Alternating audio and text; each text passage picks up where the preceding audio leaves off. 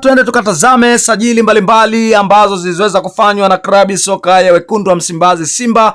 Bila shaka tumeweza kuona kwamba Simba Sports Club ilikuwa ikiendelea na harakati ya kuwatambulisha wachezaji wake ambao amewasaini katika dirisha hili dogo la usajili. Sambamba na hilo, tumeweza kushuhudia mengi ambayo yalikuwa yakiendelea kuheadline katika social network mbalimbali, na tuliweza kuona kwamba Simba so far waliweza kumtambulisha golikipa, moja kati ya magolikipa hatari kweli hapa barani Afrika kutokea pale Niger. Hapana shaka ni moja kati ya golikipa mzuri kweli. Simba Sports Club wameweza kumtambulisha leo hii, lakini sambamba na hilo ni kuhusiana na Simba Sports Club mara baada ya kuweka wazi ya kwamba watamtambulisha mchezaji wao mpya ndani ya saa 4 za usiku. Hivyo ni moja kati ya ripoti kubwa kwa hivi sasa. Miongoni mwa taarifa kubwa ambayo inaendelea kupamba kasi kwa hivi sasa ni kuhusiana na Simba Sports Club, hasa mara baada ya kuweza kukamilisha dili la Kratos Chota Chama, mwamba wa Lusaka.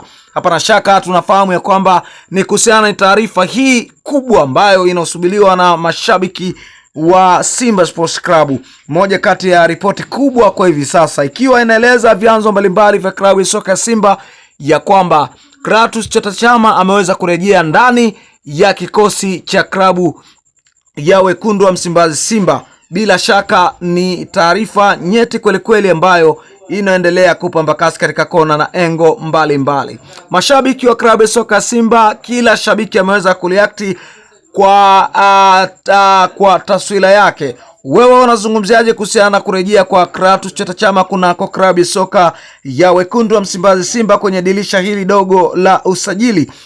Sehemu yako ya comment ndio sehemu yako sahihi, unaweza ukashare nasi kupitia sehemu yako ya comment.